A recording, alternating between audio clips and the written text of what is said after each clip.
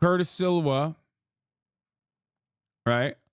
He's the guardian angels or whatever. I mean, he's crazy. It's okay. I don't take your music seriously. Yeah, guys, don't take any of my music opinions seriously, even though I'm 100% in the right. You know what I mean? My cop dad loves this dude. That's so funny, dude. I mean, it's like your dad's a cop.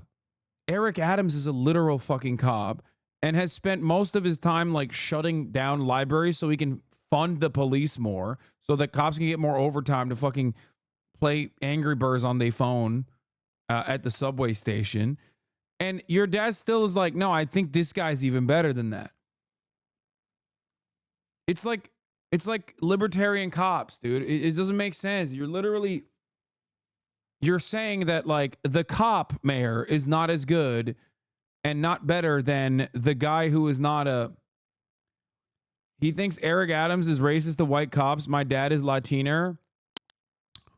Yeah. Well, Eric Adams is racist to white cops. that is true. He did do that classic, like Eric Adams did that classic thing where he was like, guys, the NYPD is racist.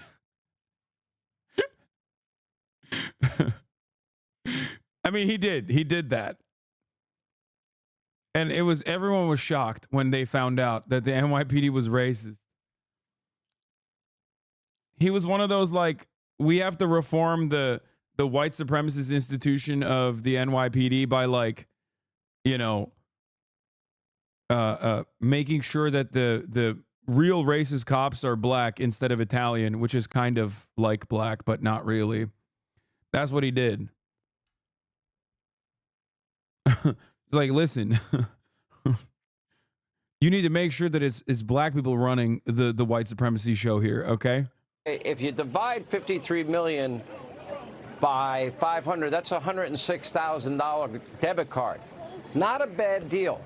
I don't think they're giving them to vets that are homeless in New York City. Not that I've heard, Curtis. Well, in fact, our guys have just taken down one of the migrant guys right here on the corner, 42nd and 7th. While all this Can you pan the camera? They've taken over. They've taken over. You'd like the camera over there if at all possible. He's like, watch me doing a fucking hate crime. Listen, me and the fucking Klan, me and the New York Klan over here, we're doing a fucking hate crime, Sean. Sean, you like this? Bada bing, bada boom. We got this. Bleep. Over here we're fucking his ass up over here. Bleep, bleep, bleep. I'm slurring, Sean. I'm saying the right words. Liberal media can't silence me, Sean. I'm gonna fucking say it. Oh, you got your key open, guys.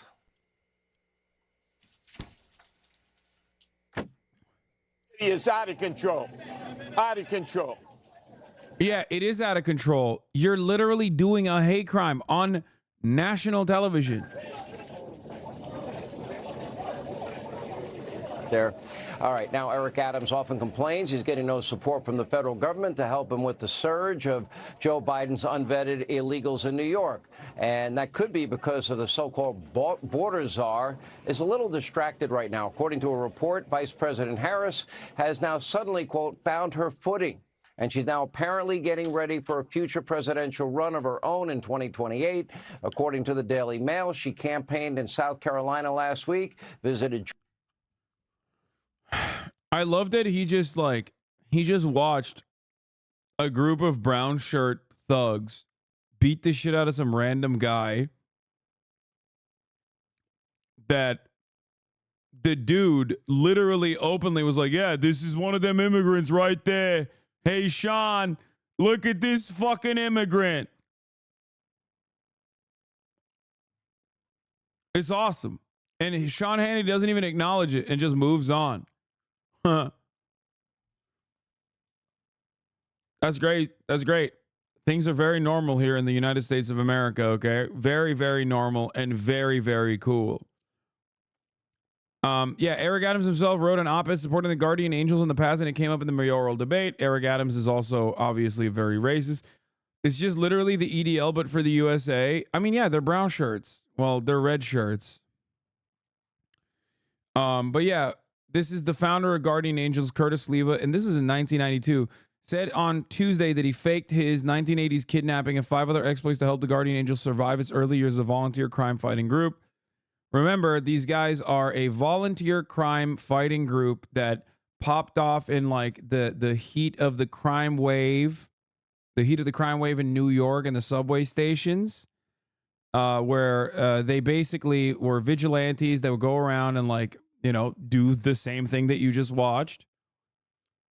I think they existed or they peaked around like from the late 70s all the way into the 80s, I think. Which crime wave? No, like back then crime was definitely way higher. Let's be real. I mean, New York, like that's why the real reason, and most likely it's because of lead poisoning, but the real reason why everyone can turn around and say like a lot of these cities are genuinely much safer than they used to be is because of crime back then. Because yes, crime back then was actually fucking crazy.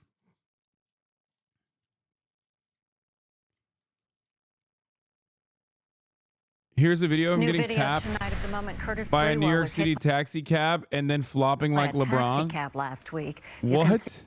New video tonight of the moment Curtis Lewa was hit by a taxi cab last week. You can see him getting hit, then falling to the ground near Radio City Music Hall. He gets up, walks off. The former Republican New York City mayoral candidate was running between cars and traffic.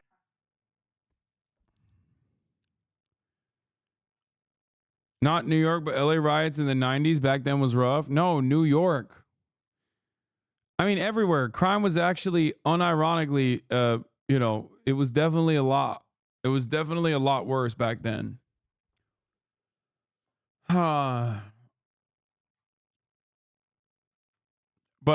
crime has since been on the decline for quite some time now.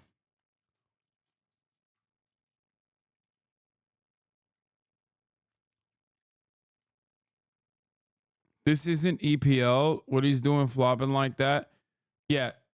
Anyway, my grandmother said she would go to New York City in the 70s. She'd carry a hat pin in her shirt so she could stab anyone who attacked her in the eye and run.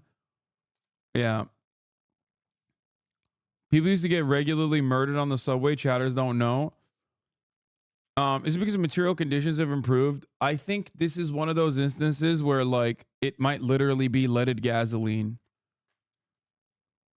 Because you have seen a similar decrease in the rates across the world.